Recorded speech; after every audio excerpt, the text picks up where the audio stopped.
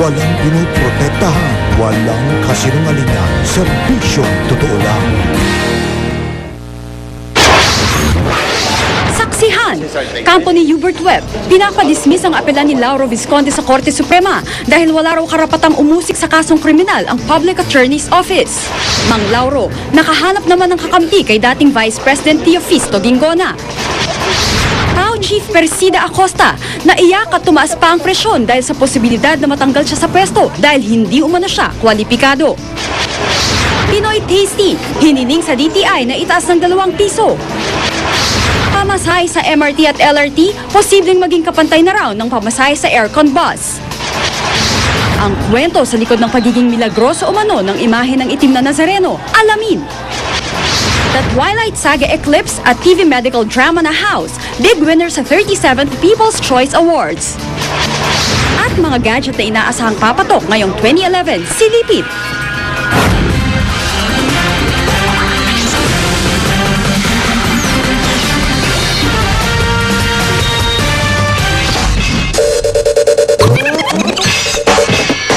Wala nang karapatang umusig sa kasong kriminal ang Public Attorney's Office o PAO. Yan ang iginiit ng kampo ni Hubert Webb.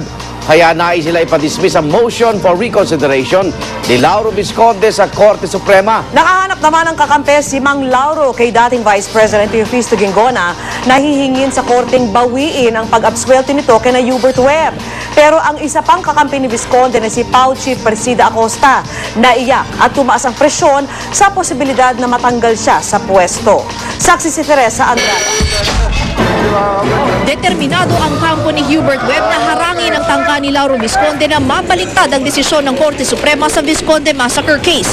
Kanina, hiniling ni Hubert sa Korte Suprema na i-dismiss at i-strike out o alisin sa record ng kataas-taasang hukuman ang motion for reconsideration na inihain ni Visconde kamakailan. Sa 12 pahinang motion, sinabi ni Webb na walang karapatan ng Public Attorney's Office o PAO na umusig sa isang kasong kriminal.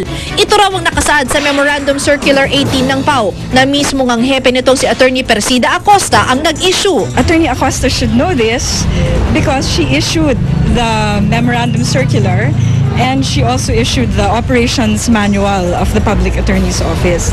Malalim ang ugnayan ni Acosta kay Visconde noong 1995, kabilang si Acosta sa mga abogado ni Visconde na humawak sa massacre case. Malayong kamag-anak din sila. At ngayon, kabilang si Acosta sa 11 PAO lawyers na kumakatawan kay Visconde sa inihain niyang motion for reconsideration. Dahil dito, hiniling rin ni Hubert sa Korte Suprema na maglabas ng show cause order o pinagpapaliwanag si Acosta at 10 iba pang PAO lawyers. To show cause why they should not be cited in contempt. This is the principal law office of the government. At ang PAO po ay may mandato po sa special appeal cases. Kaya MR po yung kanya. Pero di lang ang kampo ni Hubert ang kabangga ngayon ng PAO. Sa isang legal opinion na inilabas noong January 3 at nilagdaan ni Chief State Counsel Ricardo Paras, wala raw merito ang pagtalaga kay Acosta at iba pang opisyal ng PAO dahil hindi raw sila career executives. Nakasaad daw kasi sa batas na dapat career executive service eligible ang PAO Chief, Deputy Chief Public Attorney at Regional Public Attorneys ng PAO. Dahil hindi raw sila SES eligible, pwede raw silang tanggalin ng DOJ. Naiyak at tumaas pa ang blood pressure ni Acosta nang malaman niya ang balita. Anya hindi raw siya pwedeng tanggalin dahil meron siyang security of tenure. Di na rin daw niya kailangan pang kumuha ng seso dahil isa siyang presidential appointee. Sa Revised Administrative Code po na batas po yan, nakasulat po ang mga causes. Hindi po kabilang doon yung hindi ka seso holder, matanggal ka. Kaya po sa puntong yan, kami po ay nabigyan ng security of tenure. Kami po ay mga permanent workers in the government. Ayon kay Dilima, wala pang pinal na desisyon tungkol dito sa ngayon. Ang implications is that, because she's not seso, and therefore, it's actually a legal issue. Samantala, nakahanap ng bagong kaalyado si Lauro Visconde sa katauhan ni dating Vice Presidente Teofisto Ginggona. Bukas nakatakdang maghain ng motion si Ginggona na layong hilingin sa korteng baliktarin ang naunang desisyon nitong nag-aabsuelto kina Webb. She doesn't also believe in the ruling the Supreme Court. That's why he wants to also to call the attention of our justices from the Supreme Court, at least also to take second law. The appellate courts should really look at if there is newly discovered evidence. If there are violations against the law, Ilang individual na ang naunang naghain ng motion for intervention sa kaso, kabilang dito si Father Robert Reyes. Teresa Andrada ang inyong saksi. Samantala sa mga suki ng Pinoy Tasty, posibleng tumaas ang presyo ng paborito niyong loaf bread. Ayon kay Phil Baking President Walter Co, nagpetisyon ang kanilang grupo sa DTI para sa 2 pisong dagdag presyo sa 450 gram ng loaf bread. Mataas pa rin daw kasi ang presyo ng asukal, gaya din ang harina, mantika, shortening at LPG. Noong isang buwan pa raw dapat itataas ang presyo ng Pinoy Tasty, pero nakiusap daw ang DTI na wag muna itong ituloy. Sintaas ng singil sa aircon bus. Posibleng ganyan daw ang maging bagong pamasahe sa MRT at LRT. Ang mga detalye sa report ng saksing si Steve Dailisa. Dahil sa mas murang pamasahe at ihamak na mas mabilis na biyahe, di katakatakang marami ang nagtitiis sa mahabang pila sa bilihan ng tiket at siksikan sa loob ng MRT at LRT. Pero malapit nang madiskarel ang murang pasahe nang magbigay ang palasyo ng go signal sa dagdag singil dito sa unang bahagi ng taon. Ipapantay raw ito sa singil sa air-conditioned bus, kaya posibleng maglaro ang bagong pasahe sa tren sa 20 hanggang 30 pesos. Ang minumukhahe lang naman, itapat natin sa sinisingil ng bus na air-condition na kung tutusin pag sumakay ka sa MRT, mas mabilis ang biyahe kaysa doon sa bus. Pero mas mababa ang halaga. Kung tutusin, ayon sa palasyo, mura pa rin daw ito sa dapat sana 60 pesos na pasahe. Ang Metro Manila lang naman daw kasi ang nakikinabang sa subsidiyang pasa ng buong bansa. Sila nagbabayad doon sa diferensya no maiabot mo man lang yung operating at saka maintenance cost. Sila nagbabayad na wala naman sila kapakinabangan ng servisyo. Hindi naman yata pala. Pero di pa nga tiyak kung magkano ang itataas at kung kailan ito ipatutupad, umaaray na mga commuter. Paano tila sabay-sabay nasisipa ang pasahe ng iba't ibang transportasyon sa pagbubukas pa lang ng taon. Mula sa taxi, jeep hanggang sa mga provincial bus. Dadagdag na naman hindi naman tumataas ang sahod. Magbubus na lang ako. Hindi na lang ako mag-MRT. Yung traffic. Maagahan ko na lang. Ako, si Steve Delisan, ang inyong saksi. Ito pa mga igan, posibleng magmahal din ang pasahe sa mga tren ng PNR. At ngayon, 20 pesos na singil para sa de-ergo na tren. Mula Tutuban hanggang Alabang, posibleng umakyat ang hanggang 45 pesos. Saksi si Ivan Mayrina. Buong araw punuan ang bawat isa sa 40 biyahe ng mga tren ng PNR. Katunayan, di bababa sa 40,000 pasaherong sumasakay araw-araw sa mga PNR commuter train. Malinaw ang habol ng mga pasahero rito. Abot kayang pamasahe. Mula Tutuban hanggang EDSA Magallanes sa Limbawa, 10 pesos lang ang bayad. 15 pesos naman kung hanggang FTI at Bikutan at 20 hanggang Alabang. Komportable naman ang at saka mura. Okay po rito, mabilis pong biyahe, saka mura po yung pamasahe. Komportable, iwas traffic at higit sa lahat, mura. Sa inaasahang pagtaas ng pamasahe sa MRT at LRT at gayon din sa mga bus at taxi, inaasahang dadagsain naman ang mga tren ng PNR. At sa susunod na buwan, inaasahang darating ang may 73 tren na donasyon daw mula sa Japan. Malayo sa mga luma, kakarag-karag at kinakalawang na tren. Malaki na ang iginanda ng mga tren, pati na ng istasyon ng PNR. At kapalit ng mas pinagad ng serbisyo, ayon sa isang opisyal ng PNR, posible umanong magmahal ang pasahe. Ang mga de-erco na tren, mula sa kasalukuyang 72 centavos, magiging 1 peso and 60 centavos per kilometer na ang singil. Ang dating 68 centavos naman na singil kada kilometro sa mga non-aircon train, magiging 1 peso and 30 centavos na. Ibig sabihin, ang ngayon 20 pesos sa pamasahe para de-ercong biyahe mula Tutuban hanggang Alabang, aakyat na hanggang 45 pesos. May mga policy questions tungkol sa paano yung mga, kumbaga, pagbabawi ng mga capital cost, no? Yung mga dati pa. Pero, yun, pinag-aaralan pa. No? At sa tingin ko, hindi naman matidesisyonan dyan, no? In the next 3 months. Right now kasi, namimit namin ng mga direct operating expenses namin. Kumbaga, break-even kami ngayon. Katunayan, umaabot ng 25 pesos ang subsidiyang binibigay ng gobyerno sa kada pasahero. Malaki man daw ang natitipid ng mga pasahero sa subsidiyang yan. May pakiusap pa rin ang mga suki ng mga tren ng PNR. Huwag na pong tumaas. Kasi yung lahat tumataas na. Paano nga po kung magtataas? Konti lang. Ako si Ivan Mayrina, ang inyong saksi. Samantala, meron ng buena manong Lotto Millionaire ngayong 2011. Ayon sa PCSO, tinamaan ng better ang winning combination na 26, 20, 22, 18, 11 at 10 sa Super Lotto 649 draw noong Martes. Tumaya ang Lotto winner sa isang convenience store sa Pasay.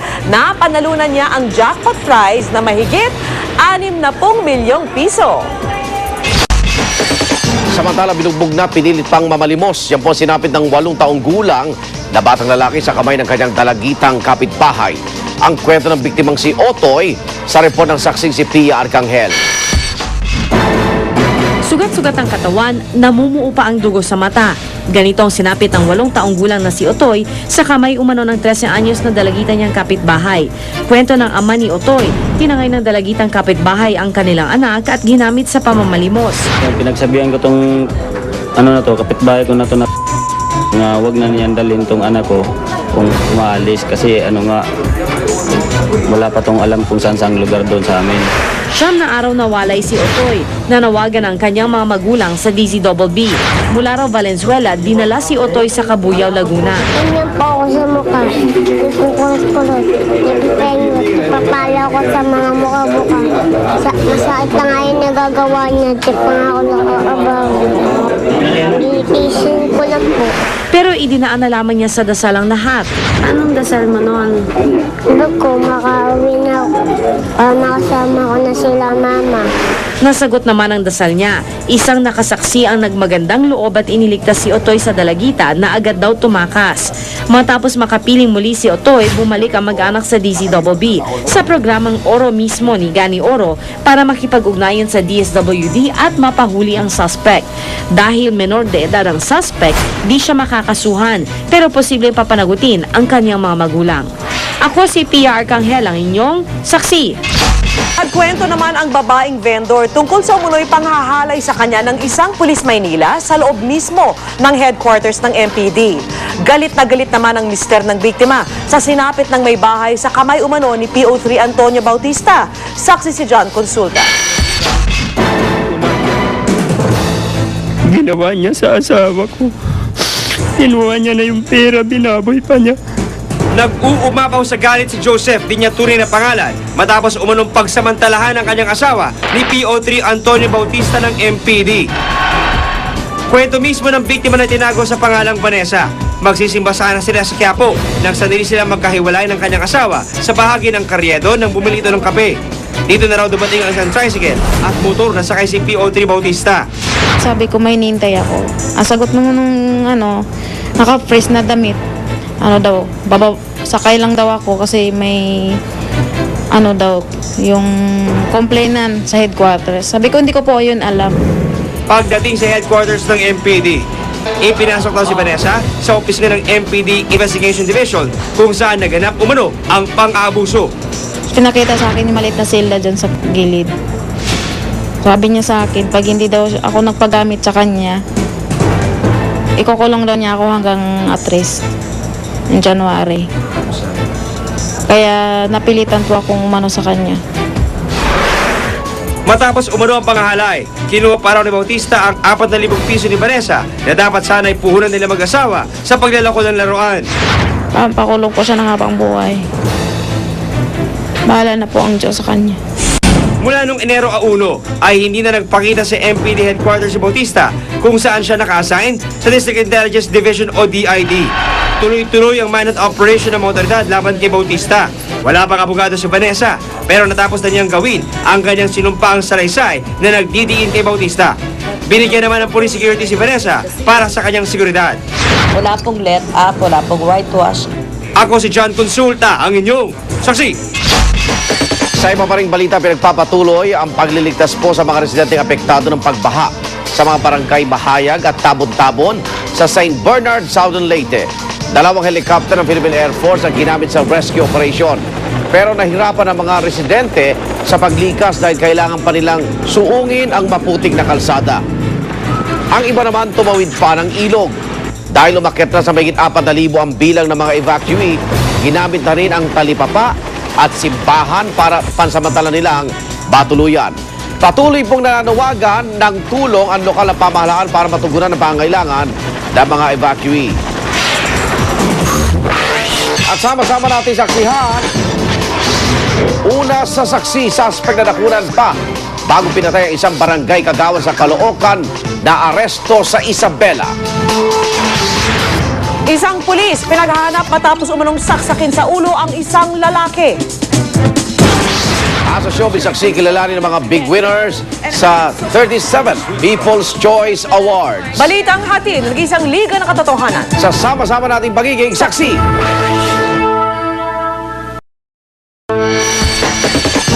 Wanted ang isang pulis matapos umano nito saksakin sa ulo ang isang kapitbahay na kasagsagan pa naman ng pagdiriwang noong bagong taon. Nakaligtas ang biktima pero patuloy na inobserbahan sa ospital. Saksi si Rida Reyes. Nakakabit pa ang balisong sa ulo ni Christopher J. Garcia sa kuhang ito ilang sandali matapos saksakin umano ng isang pulis sa kasiyahan ng pagsalubong sa bagong taon. Hindi tuloy lubos maisip ng binata na muntik-muntikan na magwakas ang kanyang buhay sa mismong pagpalit ng taon. Ang lasing doon lang kapitbahay ng si PO2 Pedro Reyes ng Southern Police District nagwala matapos daw makainom. Lasing na lasing siya ginawa niya, pinagsisipan, pinagpapalo niya po ng kahoy na kasi inabot niya na po si Anthony. Hindi niya inabutan si Anthony dahil nakapasok ng bahay. Ako po yung napagbalingan niya. Maswerte nakaligtas si Christopher matapos operahan sa ulo. Pero nanatili siyang under observation dahil tumagos hanggang bungo ang tinamong saksak. Kinumpirma ng SPD headquarters na tauhan nga nila si PO2 Reyes at mula nang mayari insidente ay hindi na raw ito nagpapapasok ng opisina. The moment there is a case filed against him, we now charge him immediately. Administratively. Dahil sa Quiapo nangyari yung saksakan, iniimbestigahan ng Manila Police District ang insidente at kabilang dito ang background check kay PO2 Reyes. Yung record check napaka-importante yun. If yung police officer may mga previous record relating doon sa nangyari, so, syempre, it will be assessed and evaluated. Hindi na bago ang mga kaso ng karahasang kinasasangkutan ng mga pulis. Nitong 2010, mahigit 2,100 administratibong kaso ang isinampa laban sa mga pulis, mas mababa ng kaunti kumpara noong 2009. Pero sa bilang na naitala nito nakarang taon, lampas lang ng kaunti sa kalahati ang naresolba. Mahigit 200 lang ang tinanggal sa serbisyo, habang mahigit 700 ang sinuspendi. Sa gitna ng kaliwat ka ng batiko sa pulisya, sa gitna ng lahat ng ito, may panawagan ng MPD sa publiko. Hindi naman po lahat ng pulis, kumbaga nasasangkot sa mga ganyang klaseng insidente. Huwag po kagad tayong manghusga, kasi po meron po tayong batas na umiiral. Ako, si Rida Reyes, ang inyong saksi.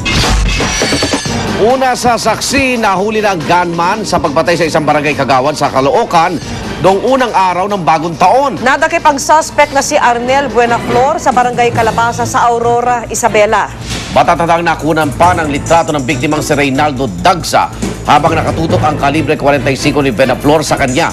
Tumakas si Buenaflor matapos ang krimen kasama ang kanyang nobya at isa pang babae. Unang nadakip ng mga pulis ang nobya ni Buenaflor at saka itinuro ang kinaroroonan ng suspect. Sa ngayon ay sumasailalim pa sa interogasyon ng mga pulis si Buenaflor. Sa ating showbiz saksi, humakot po ng parangal ang The Twilight Saga Eclipse sa 37 People's Choice Awards. Big winner din ang American TV medical drama na House. Kilalanin ang ilan pang mga big winners sa report na ito. And the People's Choice winner is Twilight Saga Eclipse. Malakas pa rin ang karisma sa fans ng vampire flick na The Twilight Saga Eclipse matapos nitong mag-uwi ng 4 na parangal sa 37 People's Choice Awards.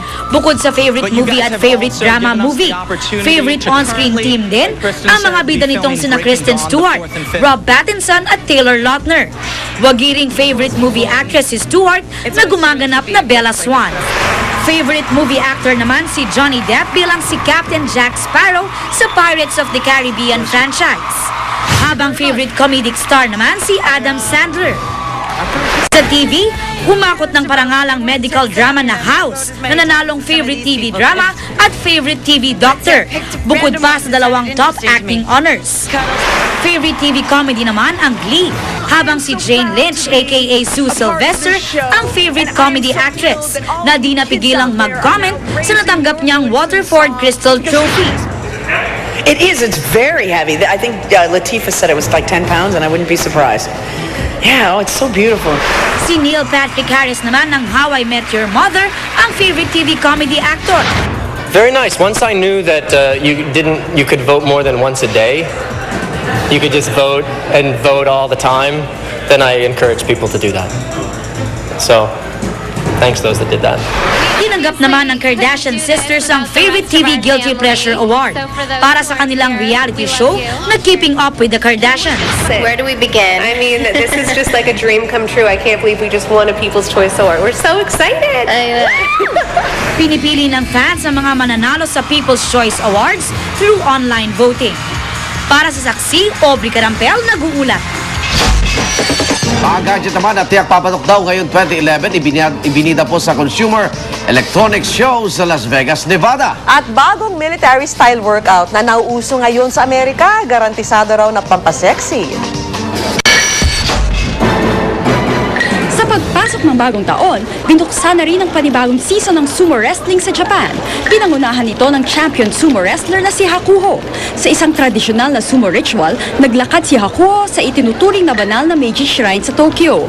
At sa pagsisimula ng sumo season, ready to rumble na rin daw ang mga dambuhalang wrestler ng Japan. Kung dati Pilates ang nausong workout sa Amerika, ngayong New Year 2011, pinalitan na raw ito ng mas madugong klase ng exercise. Alam, military training nga ang dating ng tinatawag na boot camp class. Group workout ito na binubuo ng cardio exercises, weight training at core workout. At talagang di pwedeng magpa-petiks-petiks dahil para kayong mga sundalong kinukommander ng instructor na super stricto at demanding. Yan daw ay para masiguradong talagang papawisan ng husto at papayat ang mga boot camper. Dinagsa naman ng daan-daang libong tao mula sa iba't ibang bansa ang Las Vegas, Nevada. Pero di raw yan para sa mga casino, kundi para dumalo sa taunang Consumer Electronics Show. At kung last year, mga 3D TV ang nauso sa sikat na gadgets trade fair, ngayong 2011, ayon sa mga eksperto, posible raw manguna sa tech market ang mga tablet computer. Isa pang inaasahang papatok ang mga TV na konektado na ng internet. Para sa saksi, Rosetti Rivera, nag-uulat. At sama-sama natin saksihan sa nalalapit na pista ng itim na Nazareno. Kwento sa likod ng mahiwagang imahe ng Black Nazarene, alamin. Balitang hatid ng isang liga na katotohanan. Sa sama-sama nating pagiging saksi. Paano?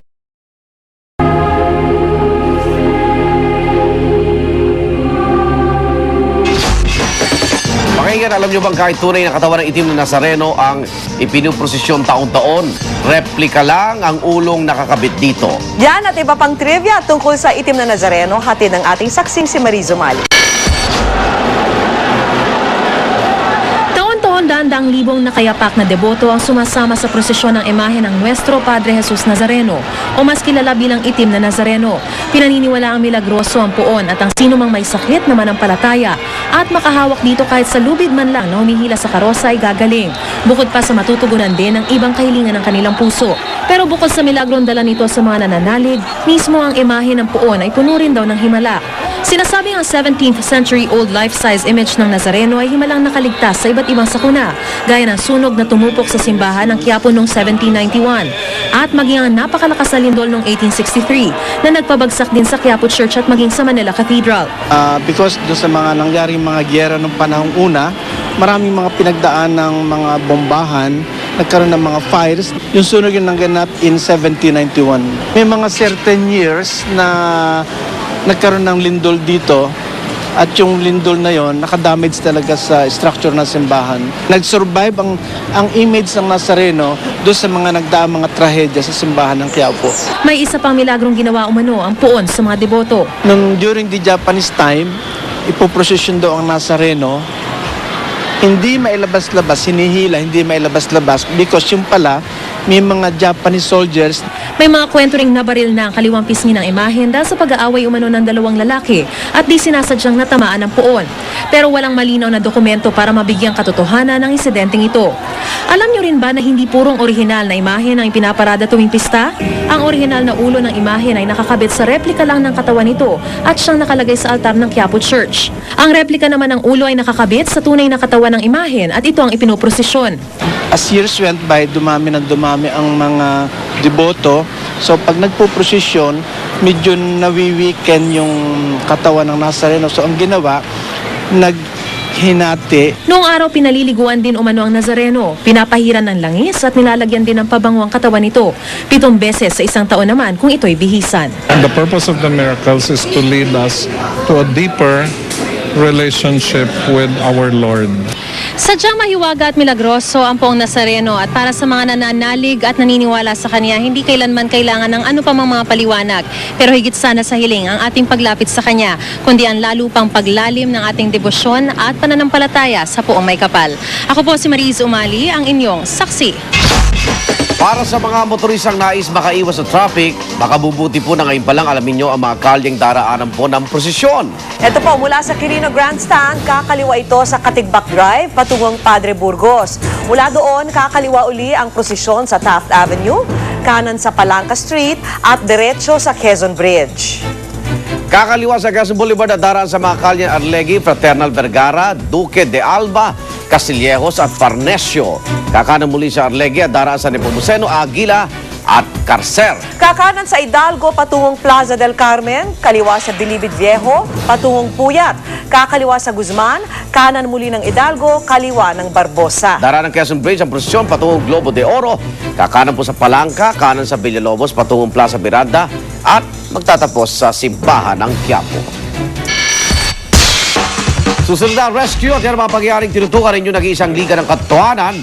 Ako naman, Arnold Clavio. At sa pamamagitan ng Newscoop, Twitter at Facebook, pwede po kayo maging bahagi ng paghahatid namin ng mga balitang walang kinikilingan, walang pinoprotektahan, walang kasinungalingan, walang bahid politika. Serbisyong totoo po lamang. Ako po si Vicky Morales. Hanggang bukas, sama-sama tayong magiging saksi.